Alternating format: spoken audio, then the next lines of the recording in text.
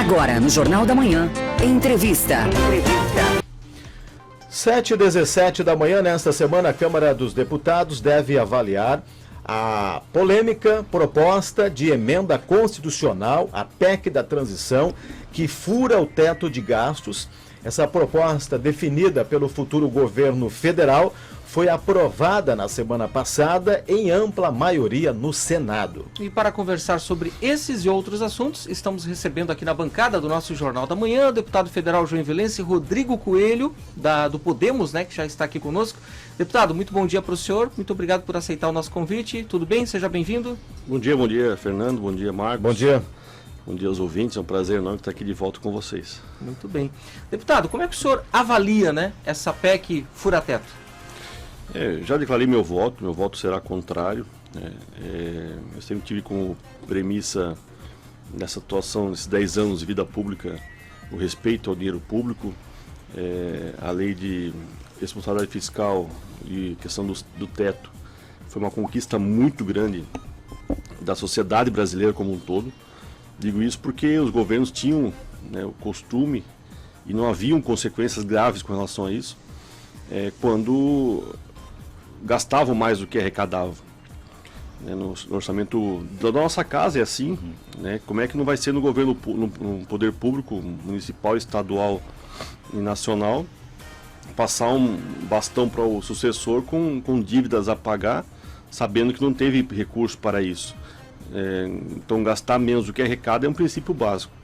Então não se pode emitir que a gente passe, na verdade, um cheque em branco, por mais que tenha sido legitimado nas urnas de ganha eleição, para gastar, porque há recursos para se pagar sim, o Auxílio Brasil, mas não fazer gastos acima do necessário, até porque há uma previsão de redução da arrecadação de impostos, mas eu imagino que passará, assim como foi no Senado, passará tranquilamente essa PEC, porque o governo de transição está atuando fortemente no Congresso, e há uma relação próxima já de alguns parlamentares que se reelegeram e os próximos com o novo governo. Então eu não vejo dificuldade, infelizmente, de aprovar essa PEC, assim como foi no Senado, aprovar na Câmara e ser promulgada para entrar em vigor já o quanto antes, para o governo poder arcar, segundo ele, por falta de recursos, com os custos que virão no próximo ano. Mas eu já falei, declaro meu voto não, mas vai passar essa PEC, infelizmente. Não vai mudar a princípio, Agora, deputado, até há quem comenta o seguinte, que se o Jair Bolsonaro, o atual presidente, conseguisse a reeleição, até para manter as promessas em relação às questões sociais do Brasil, a gente teria também esse cenário em relação à busca de mais recursos para manter os programas sociais, 2023, 2024, por aí vai. O senhor acredita também que se o presidente, ano que vem fosse Jair Bolsonaro, continuasse na reeleição, a gente teria esse mesmo cenário, mesma necessidade de PEC, de fura-tetos ou não? Não necessariamente. De jeito nenhum. Por quê? De jeito nenhum, porque o que já tinha sido provisionado, e a redução de custos que estão sendo feitas de contenção de gastos nesses últimos 3 meses do ano dariam condições de arcar com esse gasto do Auxílio Brasil, que seria em torno de R$ 405 guardado para isso. Você haveria um ajuste, um aumento, haveria redução em alguns setores. Então é isso que o governo não quer só o recurso para o Auxílio Brasil, vai voltar a ser Bolsa Família. Mas vai criar mais 13 ministérios, vai aparelhar de novo as estatais, não vai dar andamento à agenda de concessões, que na minha opinião foi um dos maiores legados do governo Bolsonaro, que é portos, aeroportos. O aeroporto de Joinville é um exemplo, foi concedido, mas tem outras obras que seriam concedidas ao longo do tempo e que dariam fôlego e recursos para o governo federal arcar com os gastos, bem como a privatização de empresas como o Correio, que estava bem encaminhado, estava muito bem encaminhada a privatização dos Correios, que o governo eleito já anunciou que não fará. né, o Correio é um órgão que, você imagina, né, o governo federal no século XXI, 2022, se preocupar ainda com a entrega de correspondências ou encomendas na casa das pessoas.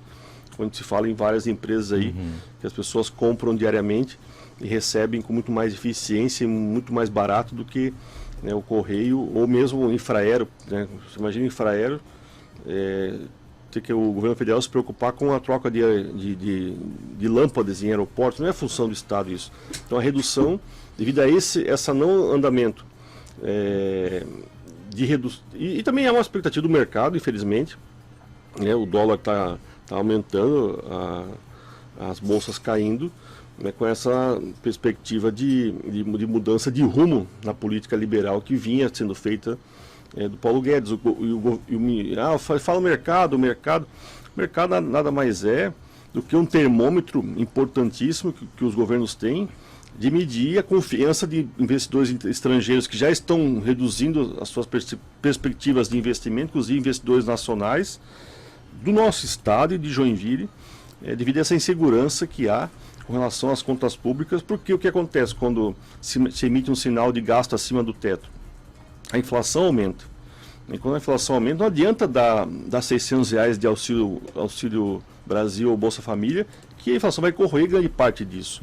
Até porque 40% de uma cesta básica, praticamente, né, do alimento que a gente consome diariamente, é imposto, é tributo. Então volta para o governo praticamente grande parte do que é cobrado nessas. Tem uma ilusão imaginar, né, que se dá com uma mão e se tira com a outra. Essa é a dura realidade. Então quem mais vai sofrer na ponta é uma ilusão, como houve no governo PT, em especial no final do segundo ano do governo Lula e isso do governo Dilma, aquele incentivo demasiado ao consumo, onde as famílias hoje praticamente mais 2/3 das famílias estão endividadas, porque houve um exagero ao consumo, que era comprar a geladeira, comprar o fogão, óbvio, necessário, mas não, as pessoas estão até hoje endividadas, pagando parcelas daquelas compras feitas lá atrás, que talvez não fossem necessárias. Então é uma ilusão pensar nisso, não se pensar em projetos maiores, né, de concessões, como eu falei, que gerem emprego e renda, né, que agilizam obras, né, e que colocam o Brasil no cenário de retomada econômica, em especial esse pós-pandemia, mas entre as melhores nações e maiores e mais desenvolvidas do mundo, que é o nosso lugar, porque o Brasil é um país maravilhoso, tem um povo fantástico, né, tem tudo para dar certo. Então a Comissão de Turismo agora da Câmara dos Deputados, o Brasil tem um potencial turístico enorme. Essa temporada vai ser a melhor temporada dos últimos anos da história do turismo brasileiro. De cruzeiros vai ser a maior temporada de cruzeiros. E a pessoa, cruzeiro, né? Não, cruzeiro, cada navio daquele, né? E ontem tinha lá em Itajaí um já que atracou. São no mínimo 3.500 pessoas que estão lá dentro do cruzeiro. E as pessoas gastam em média R$700, onde elas atracam e vão comprar lá suas lembranças, vão almoçar, vão jantar. E agora conseguimos, né, uma luta grande, conseguimos que os navios de cruzeiro fiquem no Brasil o ano todo.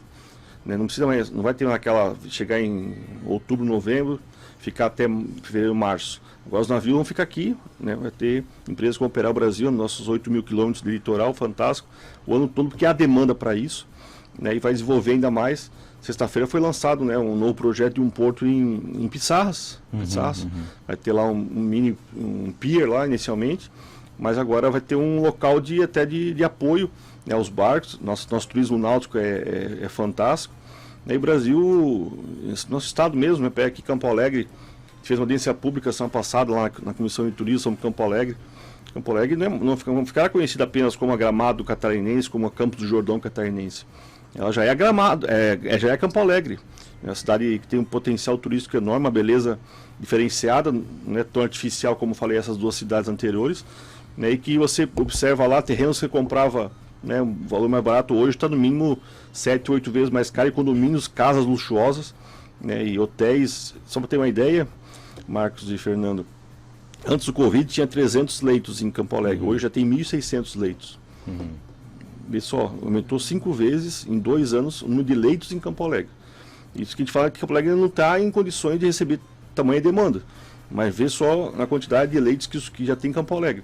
Então pessoas estão investindo, e aqui no lado, então nós temos Campo Alegre, nós temos o Beto Carreiro, nós temos turismo de aventura, turismo rural, a pessoa quer andar de balão, vai andar de balão em Santa Catarina, ela quer fazer turismo de aventura, vai fazer, ela quer comer algo diferente, ela vai comer, nós temos tudo, né? E nossos 500 quilômetros de litoral são de praias, uma mais linda que a outra, ao contrário do Paraná e Rio Grande, em que as praias não são tão belas como as nossas, mas tem um potencial enorme. Só para ter uma ideia, nosso Brasil recebe 6 milhões de turistas ano. Só o elevador da Torre Eiffel em Paris, que é uma atração turística de uma cidade, recebe 6 milhões de turistas ano.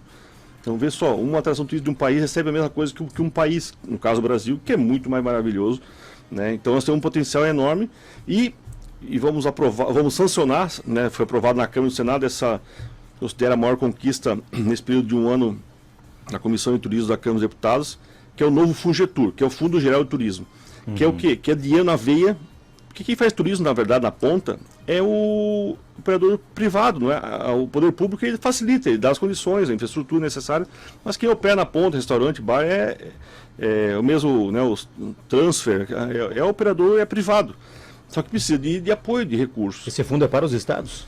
É para todos, para o município, o estado, para a União e para as empresas privadas, para ter um fluxo de caixa melhor, ou mesmo para investir. Então vai ser aprovado, já foi aprovado na Câmara, no Senado, né? Daí teve alterações no texto, voltou para a Câmara, aprovamos, e a previsão é que quarta-feira seja sancionado o novo Fungetur. O pessoal reclamava muito da burocracia, porque você tinha que provar que não precisava do dinheiro para ter acesso a ele. Então era né, algo meio estranho, mas agora são mais ou menos 5 bilhões de investimento, né, na veia. Ano. 5 bilhões ano para quem opera na área de turismo, que são mais de 50 setores. Santa Catarina merece destaque, né? Deputado, vamos avançar um pouquinho aqui, o nosso tempo tá voando aqui. Eu falar sobre política. Joinville, a região acaba perdendo, né? Porque nós tínhamos mais representatividade, o eleitor sabe disso, as entidades empresariais lançaram campanha antes das eleições, olha, vamos representar Joinville, vamos aumentar a representatividade. E nós temos hoje Zé Trovão, o único deputado federal eleito pela região que vai representar Joinville e as cidades da região lá em Brasília. Como é que o senhor avalia esse cenário? O senhor concorda também que a região perde? Perde muito. Só para ter uma ideia, a gente enviou para Joinville, fora Barra do Sul, Araquari, né, Itapuá, nossa região da Munesc. Nós enviamos para Joinville mais de 60 milhões de reais em emendas. Né? É muito recurso. Então, no mínimo, vão perder.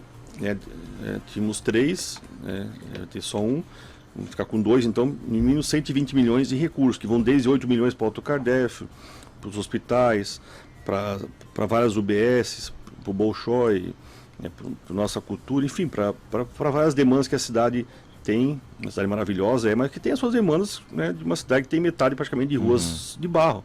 Né? Joinville está crescendo bastante. Eu penso que é um somatório de equívocos, né, que aconteceram desde os partidos lançarem tanto candidatos. Eu posso falar isso com maior tranquilidade. Podemos foi o único que lançou um candidato a federal apenas e um a estadual. Né? Todos os demais partidos lançaram pelo menos 2 candidatos, ou a estadual ou a federal. Alguns lançaram até 3 candidatos. Né? A federal, que foi o caso do PL, por exemplo. O Coronel Armando pagou um preço alto por isso, porque ele era um deputado da região, lançaram 3 candidatos aqui e ele ficou, apesar de ser muito fiel ao presidente Bolsonaro e ter tido a onda 22, ele ficou uma votação menor do que a anterior, sem condições de chegar, apesar do PL ter feito 6 federais, dos 16 federais que nosso estado tem. Né? É uma pena. Como houve então essa onda 22 também, reduziu o voto de todo mundo. No caso do Podemos, apesar de ter sido mais votado em Joinville, com 35 mil votos, mais votado no estado com 57 mil, Podemos faltaram 7 mil votos para atingir, né, a cláusula de barreira. Porque havia essa questão do quociente, né, para os partidos sobreviverem nessa nova mudança. E o Podemos foi um dos 13 partidos que sobreviveu. Né? O Brasil tinha, até essa eleição, 28 partidos com assento na Câmara dos Deputados. 28 partidos tinham deputados lá. 1, 2, 3, 4, mas tinha. Agora vão ter apenas 13. E é uma tendência como vários partidos não atingiram, né, essa cláusula de barreira, o partido tinha que lançar candidatos para cumprir esse 2% dos votos em 11 estados da federação. Haverá agora muitas fusões, já foi anunciada aí, né, PTB com PROS, o Podemos já incorporou o PSC, por exemplo, e vai talvez fazer uma federação aí com o PSDB e Cidadania, né? A federação daí tipo, fosse uma coligação pelos próximos 4 anos. Então vai reduzir bastante, para em torno de 12, 13 partidos, o que vai daí reduzir o número de candidatos nas próximas eleições municipais, né, e daqui a 4 anos de novo nas eleições para deputado. Eu penso que a campanha Vote Certo por Joinville, Voto por Joinville foi um pouco tímida, as pessoas não observaram isso. Foram mais de 100 mil votos para candidatos de fora, né? Abstenção e mais 100 mil votos para candidatos de fora. Então, dos 400 mil eleitores arredondando que nossa cidade tem, 100 mil para candidatos de fora e mais 100 mil voto branco, nulo e abstenção. Então, sobrou 200 para os 32 candidatos que tinham a federal. Fazer um cálculo simples, daria 5 mil votos para cada um, mas uns fizeram mais, 20, 30, outros fizeram menos, 2, 3 mil votos. Isso faltou para eleger, né, reeleger nós 3, por exemplo, no caso meu, Darcy e Armando, faltaram poucos votos para a reeleição nossa. Mas, enfim, é uma coisa que a gente, todos nós, né, todos de Joinville, as entidades, os partidos, têm que avaliar, né, esse equívoco, para que não se repita. Jaraguá do Sul, aqui no lado, né, metade do tamanho praticamente, tem 2 deputados federais. Criciúma agora vai ter 4, né? A deputada Carmen vai ser secretária da Saúde, a deputada Giovana foi primeira suplente, assume, e vai ter 4 deputados federais, né? Então são equívocos que a gente não pode cometer, porque a gente sabe que na hora H, lá na hora da divisão de recursos, que são poucos, né, vale a pressão. Já uma reclamação depois do falecimento de Luiz Henrique, de Tebaldi, né, da saída da política de Paulo Bauer, de Mauro Mariani, né, Joinville perdeu um pouco da força política. Há uma troca geracional também, sem dúvida, né, de pessoas que estão saindo da política. Não houve ninguém foi o herdeiro político, por exemplo, de Luiz Henrique, Mauro Mariani. Então há essa troca geracional. Mas agora com apenas um parlamentar em Brasília, né, que será ainda oposição, né, e vai ser difícil, vai ser difícil. Vai ser difícil, o prefeito tem que se desdobrar, né, se propor ao diálogo, porque não vai ter essa grande arrecadação que teve, por exemplo, nos últimos 2 anos do governo Moisés, onde houve um derrame de recursos nunca visto na história de Santa Catarina aos municípios, o chamado PIX, né, e que não vai ter mais agora. A arrecadação caiu, foi reduzido o CMS dos combustíveis, das telecomunicações. Então vai cair bastante a arrecadação os municípios já sentiram essa queda na arrecadação. Então vai precisar muito da articulação junto a Florianópolis, né, e junto a Brasília. O bom é que temos agora uma vice-governadora, a doutora Maria Elisa, pessoa fantástica, né, que vai ser nossa interlocutora maior junto ao governo do estado, e a dona Ivete Apel da Silveira assume como senadora pelos próximos 4 anos. Então há uma grande expectativa de que elas, né, possam aí, junto com o secretário Armando, que vai assumir a Defesa Civil, e o Cleverson, uma pessoa muito vocacionada na Fazenda, dar a atenção merecida que o Joinville merece, precisa, que infelizmente não teve nos últimos 4 anos. O senhor foi convidado pelo governador Jorginho Melo? Não. O meu foco é terminar o mandato dia 31 de janeiro e a partir de 1º de fevereiro voltar para a advocacia, né? Volto para o nosso escritório da família e eu vou ficar um tempo advogando, né? E 2024 está aí, né? Então daqui a 2 anos a gente está à disposição, mas política não se faz também só em eleição, política é algo que a gente faz no dia a dia. É importante as pessoas refletirem sobre a atuação dela como cidadão, como morador de um bairro, participar do Conselho Local de Saúde, do CONSEG, né, e exercer a política não só na época de eleições. Acho que isso não é bacana. O que aconteceu muito nessa campanha, a gente observou, a gente chegava nos últimos 10 dias de eleição, as pessoas ainda se indagando se a eleição era para prefeito, não sabiam que tinha eleição para deputado estadual, para federal, acabaram definindo o voto nos últimos 3 dias. Estavam focadas exclusivamente dos 5 votos, apenas no de presidente, que ficou muito polarizado, e no de governador, né, que é natural que espelhe a questão nacional. E esquecendo que o voto de deputado é tão importante quanto o voto de presidente. E acabou que, no nosso caso, Joinville pecou muito, né, e tendo só agora 3 estaduais, podiam ter 4, 5 estaduais, né, e reelegeu, pelo menos tem 3 e um federal apenas. Deputado Rodrigo Coelho, grande abraço, obrigado pela presença e até uma próxima. Né? Eu que agradeço. Obrigado pela oportunidade, parabéns pelo programa, Marcos, Fernando, né, o Diego, o pessoal todo aqui da Jovem Pan, Jovem Pan e Jornal da Manhã Joinville. Obrigado, parabéns. Só para finalizar, o senhor falou 2024, candidato a prefeito. Provavelmente, né? Provavelmente. Então o Podemos não tem motivo para sair, pelo contrário, e o Podemos terá candidato a prefeito em 2024, com certeza. Perfeito. Obrigado, deputado, mais uma vez.